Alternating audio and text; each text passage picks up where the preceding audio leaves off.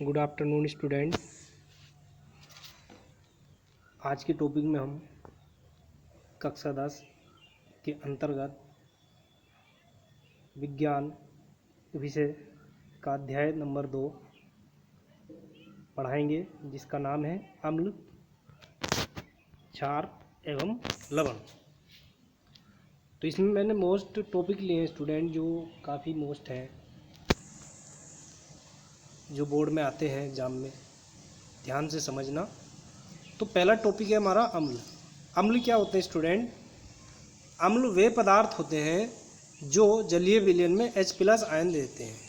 H+ ion मतलब hydrogen का ion देते हैं, अम्ल कहलाते हैं। वे पदार्थ जो जलीय विलयन में H+ आयन देते हैं अम्ल कहलाते हैं। जैसे सल्फ्यूरिक अम्ल। सल्फ्यूरिक अम्ल हमारा तेजाब, तेजाब बोलते हैं, तेजाब देखा होगा आपने। सल्फ्यूरिक अम्ल होता है जिसका फॉर्मूला होता है H2SO4, ये वाला स्टूडेंट, H2SO4। दूसरा नाइट्रिक अम्ल, ये वाला, इसका फॉर्मूला होता है HNO3। तीसरा हाइड्रोक्लोरिक अम्ल HCl। तो ये स्टूडेंट जलीय विलयन में जब हम इनको घोलते हैं तो ये हमें H+ आयन देते हैं। देखिए कैसे देते हैं, एक बार मैं आपको दिखा दूं। पहली समीकरण से मैं आपको समझाऊं। H2SO4 ये सांद्र सल्फ्यूरिक अम्ल है स्टूडेंट, और इसको हमने जल में जब विलयन में घोला तो इसने 2 H+ आयन दिए। कितने? 2। और SO4- ये अलग निकल गया।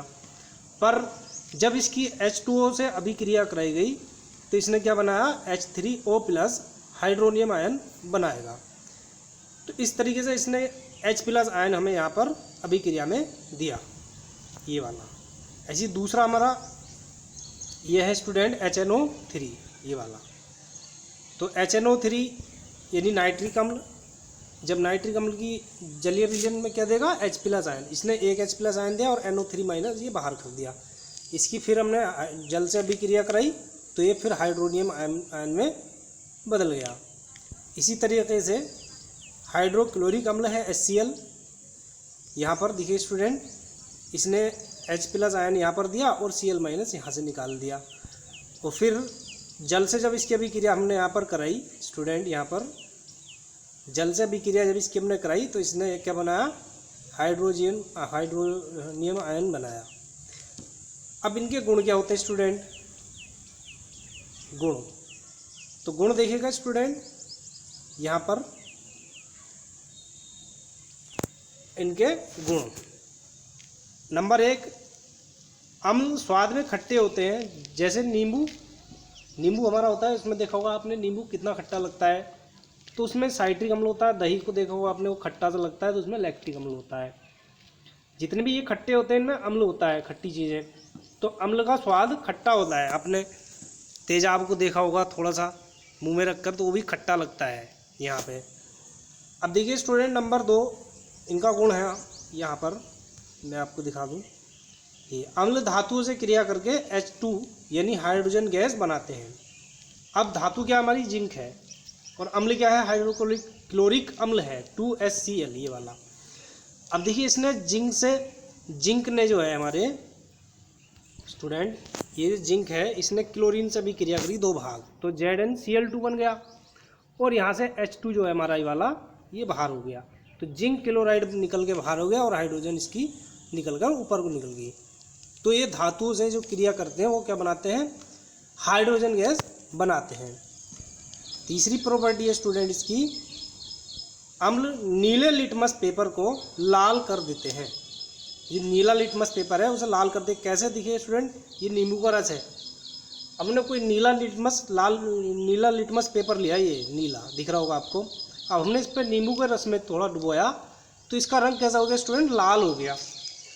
तो जब भी आप नीले लिटमस पेपर को नींबू या किसी दूसरी चीज़, खट्टे अम्ल में उसको डिबोएंगे, खट्टी चीज़ में, जैसे नींबू का रस हुआ, तेजाब हुआ, तो उसका रंग जो होगा स्टूडेंट कैसा हो जाएगा? अभिक्रिया के बाद लाल रंग का। तो नीला लिटमस पेपर को अम्ल कैसा कर देते हैं? लाल कर देते हैं। अब प्रॉपर्टी 4 है इसकी स्टूडेंट, ये वाली। अम्ल धातु कार्बोनेट अथवा धातु हाइड्रोजन कार्बोनेट से क्रिया करके कार्बन डाइऑक्साइड गैस यानी CO2 तथा जल बनाते हैं। कार्बन डाइऑक्साइड गैस CO2 और जल H2O बनाते हैं। कैसे? दिखे, ये अम्ल ये हमारा धातु कार्बोनेट है, कैल्शियम कार्बोनेट CaCO3, इसका फॉर्मूला होता है यौगिक का। और इसमें दो भाग क्या लिया हमने, हाइड्रोक्लोरिक अम्ल लिया। अब कैल्शियम ने जो स्टूडेंट अभिक्रिया करी, कैल्शियम ने क्लोरीन के साथ संयोग कर लिया, तो इसने बनाया CaCl2। यहाँ देखिए CaCl2 का इसने निर्माण करा स्टूडेंट। और बाकी जो यहाँ से CO2, ये कार्बन डाइऑक्साइड और जल बाहर निकल गया। तो स्टूडेंट, तो ये कार्बोनेट, धातु कार्बोनेट से अभिक्रिया करके हाइड्रोजन कार्बोनेट से अभिक्रिया करके कार्बन डाइऑक्साइड गैस बनाते हैं, धातु हाइड्रोजन कार्बोनेट से अभिक्रिया करके। जैसे ये था हमारा धातु CaCO3 और 2HCl से इन्होंने अभिक्रिया कराई थी, तो CaCl2 यानी धातु क्लोराइड बनाया इन्होंने, कैल्शियम क्लोराइड, और जल और कार्बन डाइऑक्साइड को अलग निकाल दिया। ये गैस होगी हमारी स्टूडेंट, यहाँ पर कार्बन डाइऑक्साइड, ये हमारी गैस है CO2। अगले टॉपिक पर चलते हैं, क्षार। नंबर 2, क्षार। ये भी बहुत इंपॉर्टेंट चीज़ है। क्षार क्या होता है स्टूडेंट? वे पदार्थ हैं जो जलीय विलयन में OH- आयन देते हैं, यानी हाइड्रोक्साइड आयन देते हैं, क्षार कहलाते हैं। यानी इनको हम जलीय विलयन में अगर लें तो ये हाइड्रोक्साइड आयन देते हैं, यानी OH- आयन देते हैं, क्षार कहलाते हैं। जैसे सोडियम हाइड्रोक्साइड ये वाला, और number 2 calcium hydroxide, sodium hydroxide NaOH, और कैल्शियम हाइड्रोक्साइड CaOH का होल डिवाइस। इसी तरीके से पोटेशियम हाइड्रोक्साइड KOH आदि, ये क्या हमारे स्टूडेंट क्षार है। अब देखिए कैसे करते हैं। यहाँ पर हमने इन्हें जलीय विलयन में लिया NaOH, सोडियम हाइड्रोक्साइड ये वाला। तो अब इसने सोडियम हाइड्रोक्साइड ने जल के विलयन में हमने इसको घोला, तो ये क्या हुआ, 2 आयनों में टूट गया, एक Na+ और OH- में। तो इससे साबित हुआ कि स्टूडेंट इसने हमें क्या दिया, OH- आयन दे दिया जलीय विलयन में। और जब इस OH- आयन की अभिक्रिया हम हाइड्रोजन आयन से कराएंगे तो ये पुनः जल में बदल जाएगा, फिर इसका ये क्या बना देगा, जल बना देगा। अगली अभिक्रिया में देखिएगा स्टूडेंट, कैल्शियम हाइड्रोक्साइड यानी CaOH का होल डिवाइस, इसको भी जलीय विलयन में करा, तो इसने C++ और 2 OH हाइड्रोक्साइड आयन निकाले, हाइड्रोक्सिल आयन निकाले, OH- आयन। तो जब OH- आयन की इससे अभिक्रिया कराई H+ आयन से, तो इसने फिर इसको जल में बदल दिया। इसी तरीके से तीसरे वाले में पोटेशियम हाइड्रोक्साइड, ये वाला हमारा क्षार है, क्षारक। तो स्टूडेंट इसको भी हमने जलीय विलयन में घोला, तो इसने K+ यानी K को अलग कर दिया और OH- हमारा अलग कर दिया। तो यहाँ से इसने भी हमें तीनों अभिक्रियाओं में हमें कहाँ से, सब जगह से OH- आयन ही प्राप्त हो रहे हैं। तो ये तीनों क्या हुए हमारे स्टूडेंट, ये भी सब ये क्या हुए हमारे क्षार कहलाए, क्षारक। अब इनके गुण आ जाओ, गुण पर। तो गुण देखिए स्टूडेंट, ये वाले नंबर 1, क्षार का स्वाद जो होता है वो कड़वा सा होता है, कसेला। ये भी आप इनको चक्कर देखेंगे तो इनका स्वाद जो होता है वो कड़वा होता है। प्रयोगशाला में जब आप आएँ तो उन्हें देख लेना, कभी क्लास में प्रयोगशाला में जाकर ये सब चीज़ मिल जाती हैं। नंबर 2, क्षार लाल लिटमस को नीला कर देते हैं, यानी लाल लिटमस पेपर को अगर हम क्षार में डुबोए, यानी ये क्षार है और ये लाल लिटमस पेपर है। तो स्टूडेंट जब इसे क्षार की बूंद, क्षार को हम लिटमस पेपर को क्षार की उसमें ले जाएंगे मात्रा में, तो ये क्या करेगा, नीला कर देगा पेपर को। कैसा कर देगा, लाल लिटमस को नीला कर देगा। यानी क्षार जो होते हैं लाल लिटमस पेपर को कैसा कर देते हैं स्टूडेंट, नीला कर देते हैं। नंबर 3, क्षार, ये गलत हो गया था स्टूडेंट मुझसे, इसके लिए सॉरी। कार्बन डाइऑक्साइड के साथ क्रिया करके कार्बोनेट आयनिक लवण तथा जल देते हैं। यानी कार्बन डाइऑक्साइड के साथ क्षार अभिक्रिया करेंगे तो क्या देंगे, कार्बोनेट आयन और यानी लवण और जल देंगे। देखिए ये हमारा सोडियम हाइड्रोक्साइड स्टूडेंट, ये 2NaOH, और इसकी जब कार्बन डाइऑक्साइड गैस से अभिक्रिया कराई तो इसने क्या करा, सोडियम ने कार्बन डाइऑक्साइड और ऑक्सीजन के साथ मिलकर सोडियम कार्बोनेट बनाया और एक भाग जल बाहर निकल गया। तो कार्बोनेट आयन यानी सोडियम कार्बोनेट और जल दोनों ही देता है। अगली प्रॉपर्टी स्टूडेंट, प्रॉपर्टी 4, ये अमोनियम से क्रिया करके, अमोनियम लवण होता है NH4Cl वाला, अमोनियम लवण से क्रिया करके अमोनिया जल तथा धातु यौगिक बनाते हैं। तो देखिए हमारा जैसे सोडियम हाइड्रॉक्साइड को ले लेते हैं स्टूडेंट, उदाहरण के लिए सोडियम हाइड्रॉक्साइड है NaOH और ये अमोनियम क्लोराइड है, अमोनियम लवण।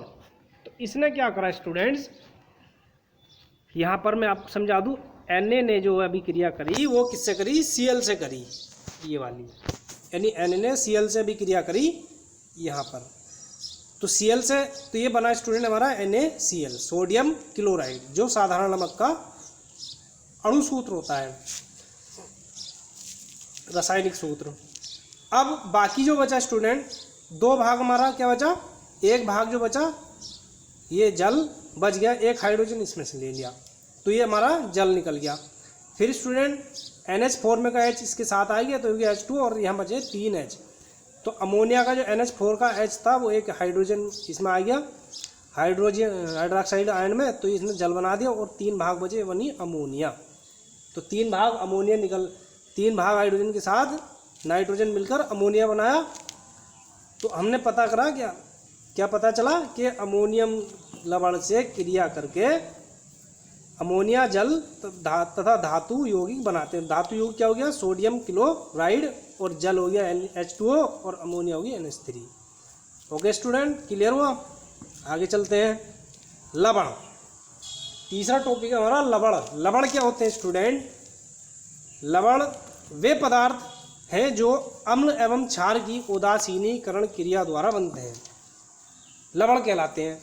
अब देखिए अम्ल क्या हमारे पास, पहले एग्जाम्पल में देखिएगा ऐसे HCl हाइड्रोक्लोरिक अम्ल है, दूसरा ये क्षार है NaOH सोडियम हाइड्रॉक्साइड। तो जब इसने इसकी अभिक्रिया करी तो क्या हुआ स्टूडेंट, मैं आपको बता दूं कि Cl ने सोडियम के साथ अभिक्रिया करी, यहाँ से Na के साथ अभिक्रिया करके तो इन्होंने बनाया स्टूडेंट यहाँ पर हमारा NaCl सोडियम क्लोराइड बनाया। बाकी जो बचा स्टूडेंट H, ये वाला H और ये OH ये वाला और ये वाला H, इन्होंने मिलकर क्या बना हमारा जल। तो उदासीनीकरण क्रिया द्वारा क्या बना हमारा लवण। तो ये क्या हो गया हमारा NaCl स्टूडेंट हमारा लवण हो गया, और ये क्रिया कहलाई उदासीनीकरण क्रिया, यानी अम्ल और क्षार की लवण बनाने की क्रिया उदासीनीकरण कहलाती है। ऐसी दूसरे एग्जाम्पल में देखिएगा स्टूडेंट, यहाँ पर कैल्शियम हाइड्रॉक्साइड, ये यौगिक हमारा CaOH का होल डिवाइस कैल्शियम हाइड्रॉक्साइड, और दूसरा यौगिक है सांद्र सल्फ्यूरिक अम्ल H2SO4। आप देखिएगा स्टूडेंट, यहाँ पर क्या हुआ, यहाँ पर कैल्शियम ने क्या करा, H2SO4 के साथ रिएक्शन कर लिया, इसने Ca ने H2SO4 के साथ अभिक्रिया बना करके कैल्शियम सल्फेट बनाया। क्या बनाया, कैल्शियम सल्फेट, ये वाला। अब बाकी जो बचा स्टूडेंट, दो भाग हमारा बचा, एक ये इतने में, इन दोनों में, यहाँ पर जल में और इसमें OH का होल ट्वाइस, तो इसमें 4 भाग हाइड्रोजन होगी और 2 भाग ऑक्सीजन, तो इन्होंने बनाया 2H2, 2 भाग जल बना दिया। तो ये जो बना स्टूडेंट हमारा, ये लवण बना। कौन सा लवण बना, कैल्शियम सल्फेट। अगले इसमें चलते हैं गुण। अब देखिए स्टूडेंट इनके गुण क्या होते हैं, ये गुण है। नंबर 1, लवण की प्रकृति उदासीन होती है। कैसे होते हैं, उदासीन, इनमें कोई अम्ल क्षार नहीं होता। नंबर 2, प्रबल अम्ल तथा क्षार से बने लवण उदासीन विलयन देते हैं। ऐसी प्रबल क्षार और प्रबल अम्ल से बने लवण भी उदासीन ही लवण देते हैं, विलयन देते हैं। तो ये इनके गुण थे। लवणों के प्रकार, अब देखिए स्टूडेंट लवण कितने प्रकार के थे, ये सामान्य थे 6 प्रकार के होते हैं। नंबर 1, सामान्य लवण, यानी सामान्य लवण। सामान्य लवण वे लवण जिनमें H+ या OH- आयन स्थित नहीं होते, अम्ल से H+ आयनों का विस्थापन कर देते हैं, सामान्य लवण कहलाते हैं। जैसे देखिए यहाँ पर ये हमारा धातु है और ये HCl है, यानी अम्ल, और ये धातु। तो इसमें क्या हुआ स्टूडेंट, मैं आपको समझा दूं। इसमें ये हुआ Zn ने जो है क्लोरीन के साथ अभिक्रिया करके जिंक क्लोराइड बना दिया, बाकी क्या बना, हाइड्रोजन को इसने अलग कर दिया। तो इसमें क्या हुआ स्टूडेंट, H+ आयन जो है यहाँ से अलग हो गया, ये वाला Cl से। तो ये विस्थापन कर दिया, तो ZnCl क्या हुआ, हमारा सामान्य लवण हो गया, जिंक क्लोराइड, ये सामान्य लवण कहलाएगा। अब अम्लीय लवण स्टूडेंट, नंबर 2 इसका अम्लीय लवण क्या होते हैं, ये वाला। तो किसी अम्ल के अणु से H+ आयनों, ये वाला, का आंशिक विस्थापन, आधे रूप से विस्थापन करने पर बने लवण अम्लीय लवण कहलाते हैं। अब जैसे देखिए KHSO4 है, पोटेशियम हाइड्रोजन सल्फेट। दूसरा सोडियम ऑर्थोफॉस्फोरिक अम्ल, ये वाला। तो इनमें क्या है स्टूडेंट, एक हाइड्रोजन की जगह, एक हाइड्रोजन है 2 की जगह, यहाँ पर यानी H2 होना चाहिए था स्टूडेंट, यानी KH2SO4 होना चाहिए था, KH2SO4 होना चाहिए था यहाँ पर ऐसे, पर इसकी जगह क्या है KHSO4, यानी एक हाइड्रोजन आयन का यहाँ पर H+ आयन का स्टूडेंट इसका विस्थापन कर दिया इसने H2 से, यानी यहाँ पर H2 होना चाहिए था इधर, पर इसकी जगह क्या है H+ आयन निकल गया। ऐसी इसी में से Na2HPO4 में भी एक H है, तो इसका मतलब हो गया कि इसमें से भी एक H+ आयन विस्थापित हो गया। ये होना क्या चाहिए था, Na2 और H2 होना चाहिए था, इसकी जगह से एक हाइड्रोजन आयन निकल गया स्टूडेंट। तो ये सोडियम ऑर्थोफॉस्फोरिक अम्ल हुआ आदि, ये सब अम्लीय लवण है। अब क्षारीय लवण क्या होते हैं स्टूडेंट, अगला टॉपिक क्षारीय लवण। किसी क्षारक से OH आयनों के आंशिक रूप से विस्थापन कराने पर जो लवण प्राप्त होते हैं, जो बने लवण होते हैं, वो क्षारीय लवण कहलाते हैं। जैसे CuOHCl, यानी copper hydroxyl chloride, copper hydroxide chloride. तो ये हमारा क्या हुआ, क्षारीय लवण हुआ, क्योंकि इसमें इसका विस्थापन आंशिक रूप से हुआ, किसका, OH- आयन का आंशिक रूप से विस्थापन हो गया। होना क्या चाहिए था, Cu होना चाहिए था, CuOH का होल डिवाइस, यहाँ से ये होना चाहिए था स्टूडेंट, होल डिवाइस। और है क्या स्टूडेंट, यहाँ पर केवल OH है, तो एक आंशिक रूप से इसका आधा निकल गया और आधा OH इसमें रह गया, तो ये क्या होगा, क्षारीय लवण हो गया। अगला टॉपिक नंबर 4 इसका है दिक् लवण। इनके अणु एक ही प्रकार के अम्लीय आयनों के साथ दो भिन्न क्षारीय आयनों के साथ बने होते हैं। जैसे K2SO4, ये आपने पढ़ा होगा स्कूल 9th क्लास में, K2SO4 Al2 है इसमें स्टूडेंट, SO4 का होल थ्राइस और 24H2, ये काय का सूत्र होता है, फिटकरी का। यहाँ पर Al2 है, Al2SO4 जैसे इसमें है, तो ये फिटकरी हो गया, पोटेशियम एल्यूमिनियम सल्फेट, ये फिटकरी का सूत्र हो गया स्टूडेंट। यहाँ पर इसी तरीके से यहाँ पर ये है फेरस एल्यूमिनियम सल्फेट, यानी यहाँ K2SO4 इंटू Al2, यहाँ पर Al2 होता, जो मैं भूल गया लिखना इस जगह पर, तो यहाँ पर Al2 है, लिख लेना जैसे इसमें लिखा हुआ है, Al2SO4 का होल थ्राइस, यहाँ पर थ्राइस आएगा, इंटू 24H2O, ये हो गया ferrous aluminium sulphate. Sorry student, यहाँ पर होल थ्राइस आएगा, FeSO4 Al2SO4 का होल थ्राइस इंटू 24H2O। यहाँ पर स्टूडेंट Al2 आ जाएगा, Al की जगह क्या पर आएगा, यहाँ पर Al2 कर लेना देख कर इधर इसमें K2SO4 इंटू Al2SO4 का होल थ्राइस में Al2 कर लेना। अब नंबर 5 इसका होता है मिश्रित लवण। मिश्रित यानी मिश्रण से बना हुआ, चाहे क्षार हो या अम्लीय हो। ऐसे लवण जो एक ही अम्लीय या क्षारीय मूलकों से दो या दो से अधिक क्षारीय या अम्लीय मूलकों से संयोग से बनते हैं, मूलकों के संयोग से बनते हैं, मिश्रित लवण कहलाते हैं। यानी अम्लीय और क्षारीय मूलक दोनों हो तो वे मिश्रित लवण कहलाते हैं। जैसे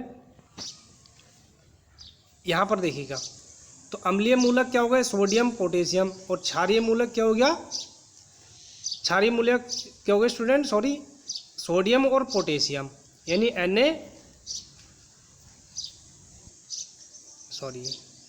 सोडियम और पोटेशियम यानी Na और K, ये स्टूडेंट हो गए हमारे क्षारीय मूलक, और SO4 हो गया अम्लीय मूलक।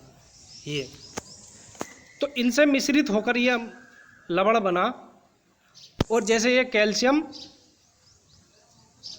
है यहाँ इधर ही वाला कैल्शियम, और इसमें दो ये जो है तीन जो है हमारे क्षारीय मूलक है, कैल्शियम अम्लीय मूलक यानी क्षारीय मूलक है, दो अम्लीय, तीन जो है अम्लीय मूलक है सॉरी।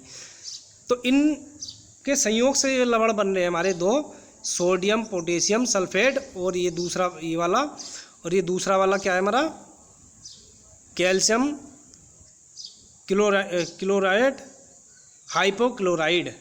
ये इसमें क्या है, इसमें दो क्षारीय मूलक है और एक अम्लीय मूलक है स्टूडेंट। क्षारीय मूलक सोडियम और पोटेशियम, और अम्लीय मूलक सोडियम सल्फेट वाला SO4।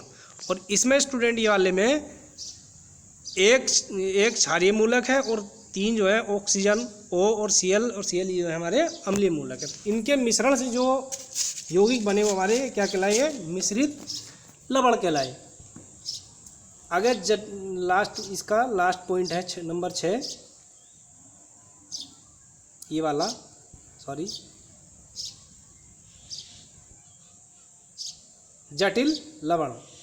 ये लवण दिग लवण होते तो ये दिग लवण है जैसे पहला वाला था, पर जो दो सरल लवणों के क्रिस्टलीकरण से बनते हैं, यानी दो सरल लवणों का क्रिस्टलीकरण कराया जाता है तथा विलयन में आयनीकृत होकर एक सरल आयन तथा एक जटिल आयन देते हैं, तो जटिल यौगिक कहलाते हैं। अब जैसे यहाँ पर पोटेशियम फेरोसाइनाइड है, ये वाला हमारा क्या है, जटिल लवण है स्टूडेंट। कैसे, क्योंकि एक ये सरल आयन दे रहा है और एक जटिल आयन दे रहा है। देख लो इसकी प्रकृति क्या है, ये K4 और FeCN का होल 6, और इसकी जो है ऑक्सीकरण संख्या कितनी स्टूडेंट, -4।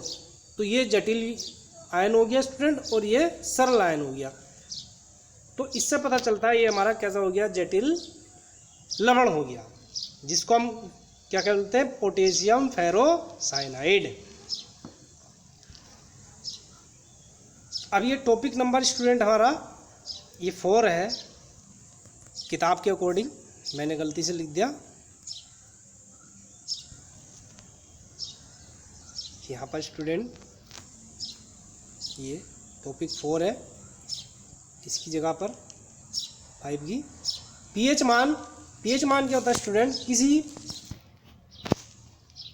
किसी विलयन का पीएच मान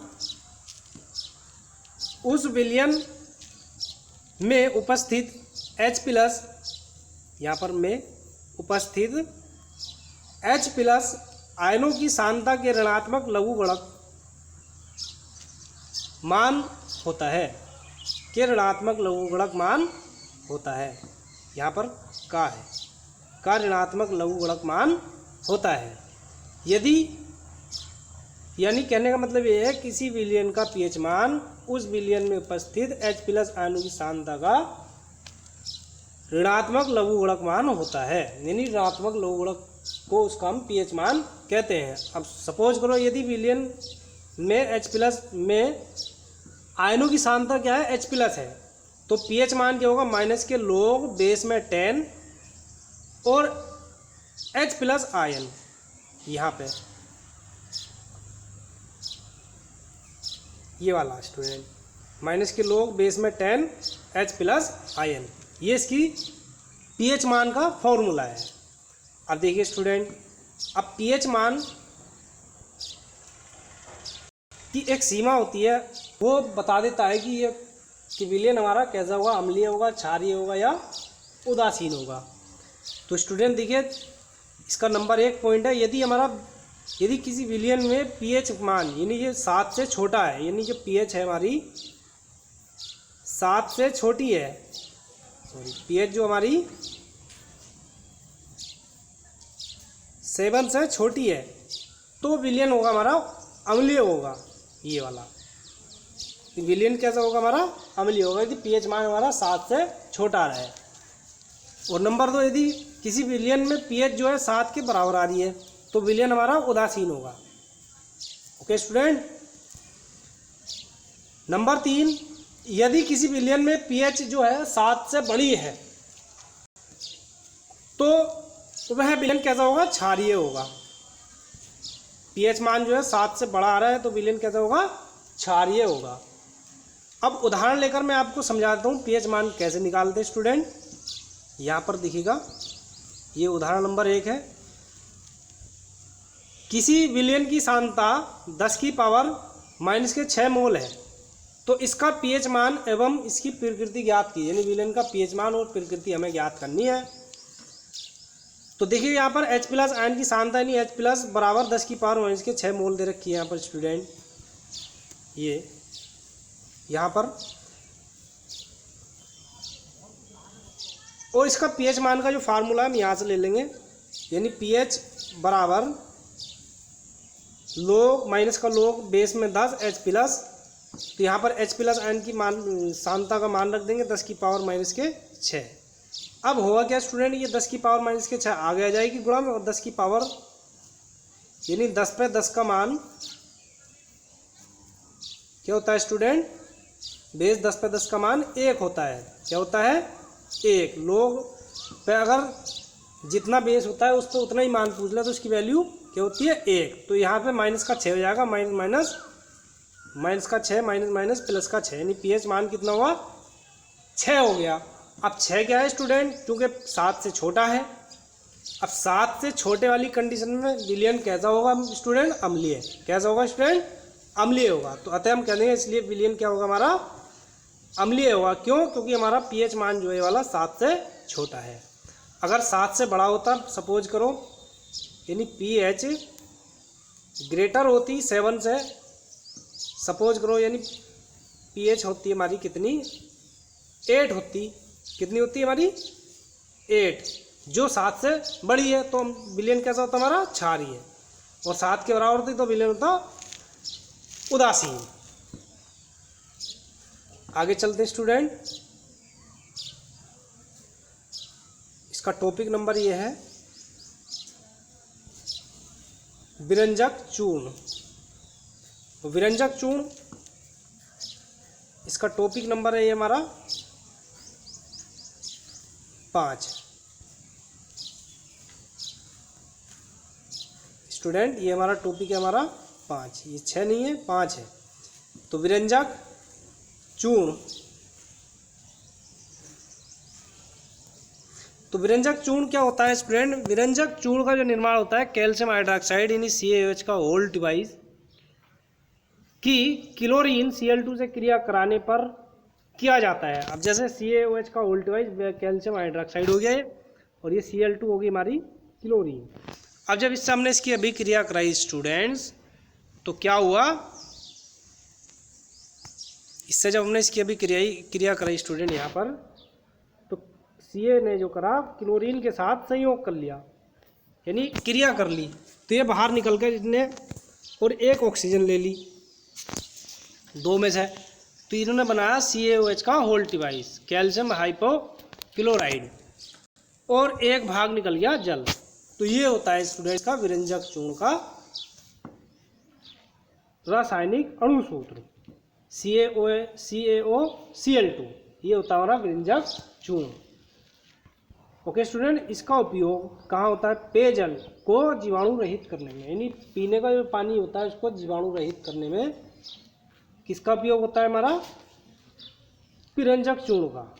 जल की नंबर 2 स्थायी कठोरता हटाने में, यानी जल जो कठोर होता है, मृदु जल होता है D2O ड्यूटेरियम ऑक्साइड, उसकी कठोरता को मिटाने में, घटाने में इसका उपयोग हम उसमें डालकर विरंजक चूर्ण डालकर करते हैं, उसे पीने योग्य बनाते हैं। तीसरा, वस्त्र उद्योग में सूती एवं लिनेन है स्टूडेंट के विरंजन में, विरंजन मतलब वस्त्रों का रंग उड़ाने में, यानी जो वस्त्र होते हैं उनका रंग उड़ाने में विरंजक चूर्ण का यूज यानी उपयोग किया जाता है। नंबर 4, कागज फैक्ट्री में लकड़ी के मज्जा एवं लाउंड्री साफ करने और कपड़ों के विरंजन में, साफ कपड़ों के विरंजन में, यानी लकड़ी कागज़ की फैक्ट्री में जो लकड़ी की मज्जा बनती है कागज़ बनाने के लिए, उसको साफ करने में, और लाउंड्री में जो कपड़ों पर प्रेस वगैरह होती है उसके कलर वगैरह होते हैं, ड्राई क्लीनिंग वगैरह, तो उसमें जो है विरंजक चूर्ण का यूज किया जाता है। तो इसी के साथ स्टूडेंट आपका चैप्टर समाप्त हुआ। खुश रहिए, स्वस्थ रहिए, तैयारी कीजिए। मिलते हैं अगले चैप्टर में, तब तक के लिए गुड बाय।